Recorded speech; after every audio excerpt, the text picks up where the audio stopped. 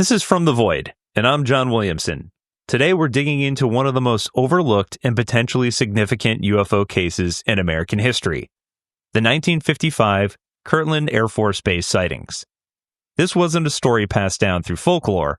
It wasn't a secondhand tale.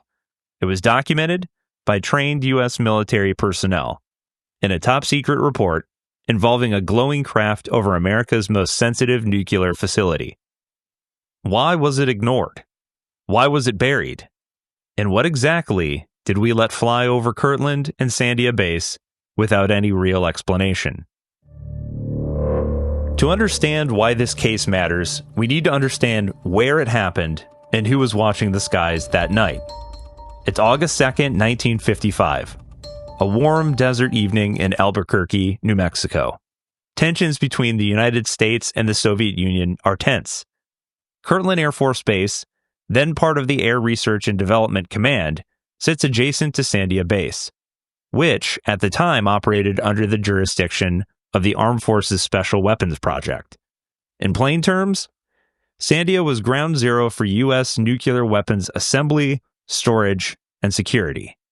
It was home to Sandia National Laboratories, where some of the most sensitive atomic weapons components were researched and developed. The area around it, Coyote Canyon Test Area, was fenced, guarded, and tightly controlled. Unauthorized air traffic wasn't just rare, it was unthinkable.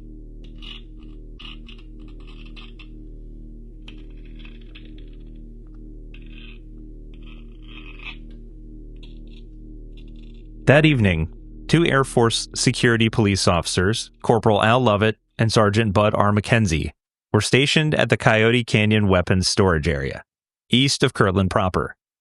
At approximately 9:30 p.m., they observed what they described as a luminous object, approaching from the east, slowly crossing the sky above the test range. It wasn't a plane. It wasn't a balloon. It made no sound. And it didn't blink or strobe like a typical aircraft. Instead, it gave off a steady, bright white light and moved against the prevailing wind, hovering at times, then shifting direction rapidly. Observed a bright white object at approximately 1,000 feet altitude. Object appeared elliptical in shape, with a slight metallic gleam at the edges. No sound, no visible propulsion. Hovered for approximately 2 minutes before accelerating upward and disappearing rapidly to the west. Simultaneously, radar operators at Kirtland Tower confirmed an unidentified echo consistent with the object's described altitude and trajectory. Though brief, the radar return correlated with the visual observation made by Lovett and McKenzie. Roughly 30 minutes later, at approximately 10 p.m., a similar object, or possibly the same one, was reported by additional security personnel over Sandia Base itself. That's significant. The object was seen hovering directly over Sandia National Laboratories, the heart of nuclear R&D. Reports indicate that at least two separate patrol teams observed the object from different vantage points, describing it as motionless, glowing steadily, and utterly silent. Some accounts suggest it held position over a sensitive weapons assembly building for nearly 5 minutes before accelerating at a sharp angle and vanishing over the Manzano Mountains to the southeast. To be clear, this was restricted airspace, patrolled and monitored continuously. Even military aircraft required advanced clearance to fly over the labs. And on this night, no such flights were authorized. Radar logs, visual reports, and debriefings were all consistent. The object was not behaving like any known aircraft. Descriptions from the personnel on the ground suggest a smooth, elliptical shape, glowing white with hints of bluish hue near its base. One guard described it as almost fluorescent, like a magnesium flare without the flicker, while another insisted it moved with impossible precision. Following the sighting, the incident was reported through official channels and reached the attention of AFOSI, the Air Force Office of Special Investigations. An incident report was compiled, classified, and filed. But here's where things get murky. There was no follow-up investigation. There were no public statements. And the incident was not cataloged in Project Blue Book, even though it clearly fit the criteria. Why not? Why would an unauthorized aerial intrusion over two of America's most secure nuclear facilities go completely uninvestigated? Unless it was something they already knew about, or something they didn't want to talk about. Next, the aftermath. How the case was buried, how it resurfaced decades later, and why the paper trail may lead to something even stranger than we imagined.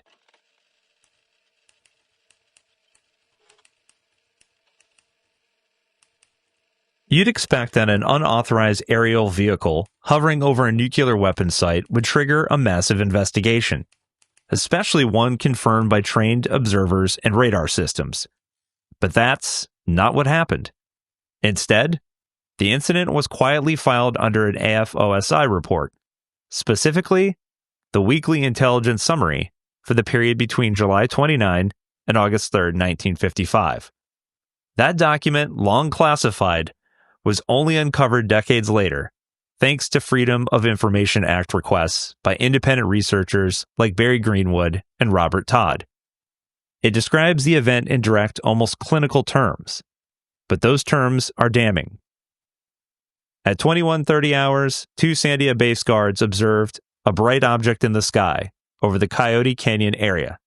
The object maneuvered slightly at low altitude and was visible for several minutes. And then later in the same report, object returned at 2200 hours, hovering over the weapons assembly area at Sandia Base. No known aircraft in the area. Visual confirmation obtained. Radar echo consistent with visual observations. That's it. No formal investigation order. No Blue Book follow-up. No technical analysis of radar returns. No photographic evidence requested. The case was completely ignored in subsequent Air Force summaries. And it wasn't the only time. Declassified memos from Kirtland Air Force Base's own security division, including from 1957, 59, and again in 1980, show a pattern. Sightings over nuclear facilities by credible personnel, quietly logged, then buried. In fact, Kirtland is mentioned in more than one FOIA release document as a frequent site of unexplained aerial intrusions, and these were not just lights in the sky. Many involve maneuvering craft, radar contact, hovering behaviors, and interference with communications equipment. So why didn't Project Blue Book investigate? We know Blue Book was active during this time. In fact, 1955 saw over 700 reported UFO cases nationwide, but the Kirtland incident isn't among them. According to internal Air Force memos from that period, Project Blue Book was, quote, not tasked with cases involving sensitive national security installations unless directed by command. In other words, they were intentionally kept out of the loop on incidents like this.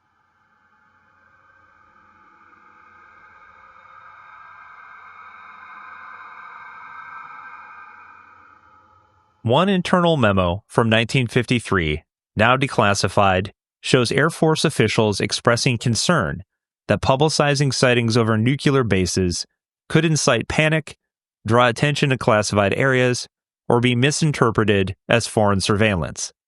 So the policy became silence first, investigate later, if ever. But here's where things get stranger. The object reported over Kirtland in 1955 wasn't just a light in the sky. It was maneuvering in defiance of known flight capabilities. It hovered over nuclear assets with no audible propulsion, no lights, and no radar transponder, which would have been mandatory for any friendly or test aircraft in that space. And remember, the Sandia Base witnesses were not civilians. They were members of the Armed Forces Special Weapons Project, trained in identification, surveillance, and threat response. Their job was literally to guard America's most dangerous weapons.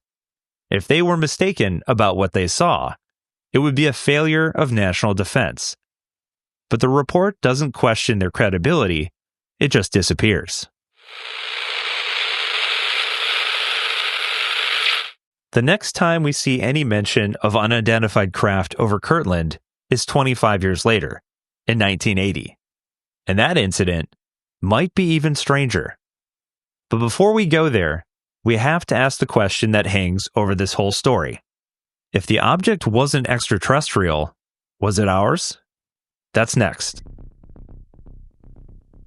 The official record ends there, but the story doesn't.